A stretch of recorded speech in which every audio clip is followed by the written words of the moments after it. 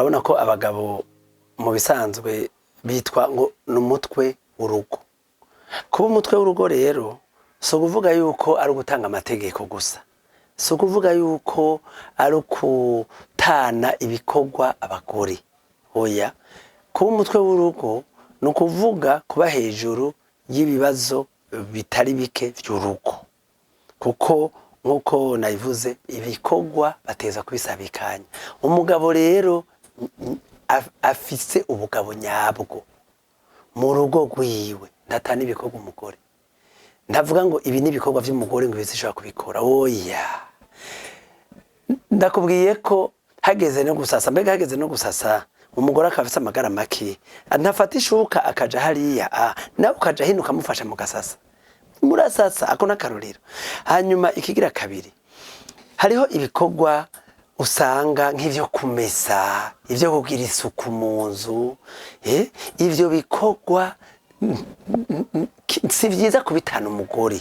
Oya, urashobora gufata impuzu ukagorora, ntiwoshobora gutana umugore ibikorwa vyose ngo amese, agorore, apanga ibintu vyose. Oya, ibikorwa vyo mu rugo n'umugabo nyawe uranka akagayi bwa mbereho yuko abantu bava baza bosanga muri sali wawe hameze nabi, ufise umwanya urabikora, ukabikora cyangwa ukaronka umwanya wo kubwira umukozi uti ibi bintu birabe ndaba labugire neza, abashitsi nabave baza ngo basange bimeze nabi. Aho hari akajambo nkunda kwigisha abageni, ategereza kumwita umusheri, umusheri akamamwita umusheri, sheri. Iryo jambo riraryoshe cyane, rirerekana ko abantu bakundana, rirerekana ko abantu bubahana.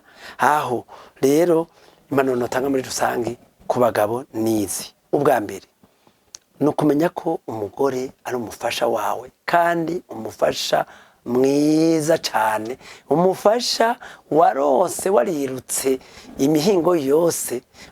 Hariho n'abaja no hanze y'igihugu, hanyuma akaba ari we ashima nk'umufasha wiwe. None wumva uwo muntu wamuremereza ibikorwa byose? Oya, ahubwo uramuremurura ukamufasha kuko muteza gufashanya. Hanyuma rero impanuro muri rusangi nuko umugabo uwo ari we wese yomenya yuko ategerezwa kuba kirumara mu rugo. Kuba kirumara no gukora ivyo bikorwa by'urugo, no kwitwararika umugore wiwe, no kwitwararika ibizotunga abana biwe, no kwitwararika iterambere ry'urugo bakarisangira no mufasha wiwe. Hanyuma gira kabiri nuko abagabo batonyegeza amatungo yabo. Ni viza kuyavuga ngaha nagomba ndakwibutse ndakuyagire inkuru yo umuntu umwe yatumye ko umuduga hanze, arawutuma umuntu mwizikirwa, aragendera umuzanira. Ariko rero Imana ntiyashimye ko uwo muntu abandanya abaho, aritaba Imana. Wa muduga urashika, ntiyigeze abwira umugore, ntiyigeze abwira abana ko yatukomanze umuduga hanze.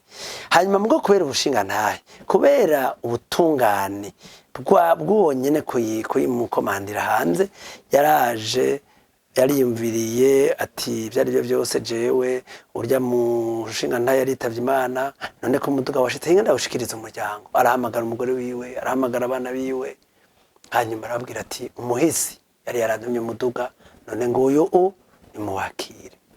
Bagwa mu gahundwe ko batari bazi ikintu na kimwe. Rero amatungo y'urugo ni vyiza kuyavuga. Ibijanye n'amatungo y'urugo bikabikwa ahantu umugore ashobora kubimenya, kuko umuntu waturuka buka agataha munyama.